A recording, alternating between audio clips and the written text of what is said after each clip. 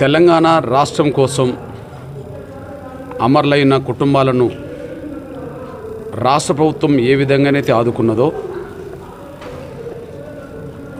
అమరులకు ఏ విధంగానైతే విలువనివ్వడానికి అమరుల స్తూప నిర్మాణం జరిగిందో అదేవిధంగా ఎస్సీ రిజర్వేషన్ల వర్గీకరణ కోసం అసూలు బాసిన అమరులైన మాదిగ అమరుల కుటుంబాలను తెలంగాణ రాష్ట్ర ప్రభుత్వం ఆంధ్రప్రదేశ్ ప్రభుత్వం ఆదుకోవాలని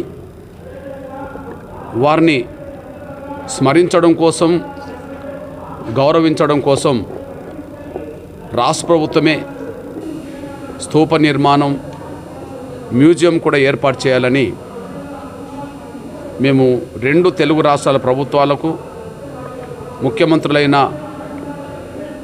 తెలంగాణ ముఖ్యమంత్రి రేవంత్ రెడ్డి గారికి ఆంధ్రప్రదేశ్ ముఖ్యమంత్రి గౌరవ నారా చంద్రబాబు నాయుడు గారికి విజ్ఞప్తి చేస్తున్నాం, గుర్తు చేస్తున్నాం.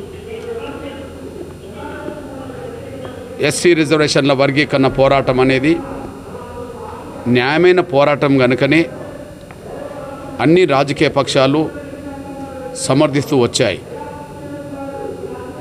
ఉమ్మడి ఆంధ్రప్రదేశ్ మొదలుకొని తెలంగాణ రాష్ట్రం ఏర్పడే సమయం వరకు ఇప్పటి వరకు శాసనసభలో జరిగిన ప్రతి సందర్భంలోనూ ఏకగ్రీవంగానే తీర్మానాలు జరిగినాయి.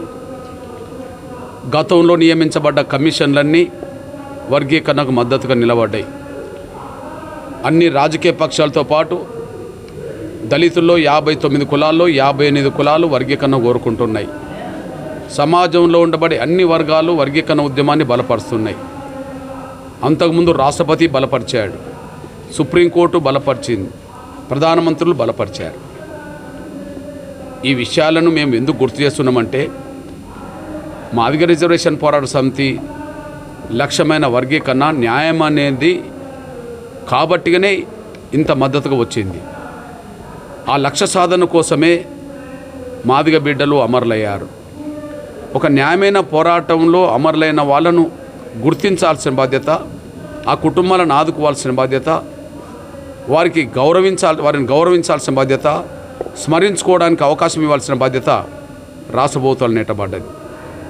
తెలంగాణ రాష్ట్ర సాధన కోసం అమరులైన ఆ కుటుంబాలను ఆనాడున్న పరిస్థితిలో ఒక 10 లక్షల రూపాయలు ఎక్స్రేస్ ఇవ్వడం, ఉద్యోగాలు ఇవ్వడం, ఆ కుటుంబాలకు కొంత గృహ వసతి కల్పించే బాధ్యత తీసుకోవడం, ఇవాళ హైదరాబాద్లో ట్యాంక్ బండ్ ప్రాంతంలో జలదృశ్యం వద్ద అమరుల స్తూప నిర్మాణం జరగడం, ఇదంతా అమరుల త్యాగాలను గుర్తించుకోవడానికి గౌరవించుకోవడానికి జరిగిన ప్రక్రియ. అట్లనే ఎస్సీ రిజర్వేషన్ల వర్గీకరణ కోసం న్యాయమైన పోరాటంలో అసూలు బాసిన మాదిగ అమరవీరులను కూడా ఆ విధంగా గుర్తించాలని రెండు తెలుగు రాష్ట్రాల ముఖ్యమంత్రులకు విజ్ఞప్తి చేస్తున్నాం. ఇప్పుడున్న పరిస్థితిలో 25 లక్షల ఎక్స్రేస్ ఇవ్వాలని, అదే సమయంలో వారికి స్తూప నిర్మాణం చేయాలని, ప్రభుత్వ ఉద్యోగం కూడా కుటుంబంలో ఇవ్వాలని, గృహ వసతి కల్పించాలని, అదే సమయంలో వారి పేరుతో ఒక మ్యూజియం ఏర్పాటు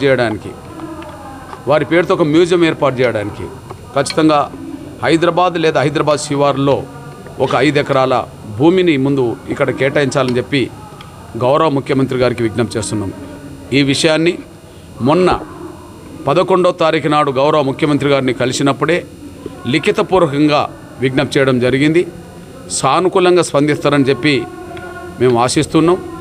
దయచేసి గౌరవ ముఖ్యమంత్రి రేవంత్ రెడ్డి గారు ఈ విషయంలో మానవత్వంతో స్పందించాలని, న్యాయమైన పోరాటంలో అసలు బాసిన వాళ్ళందరినీ గౌరవించుకునే విధంగా, కుటుంబాలను ఆదుకునే విధంగా ముందుకు రావాలని చెప్పి నేను విజ్ఞప్తి చేస్తూ, అదే సమయంలో ఎస్సీ వర్గీకరణ లక్ష్య సాధన కోసమే అమరులైన త్యాగాలను గుర్తు చేసుకోవడానికి మార్చి 1న మేము జరుపుతున్నాం ప్రతి సంవత్సరం.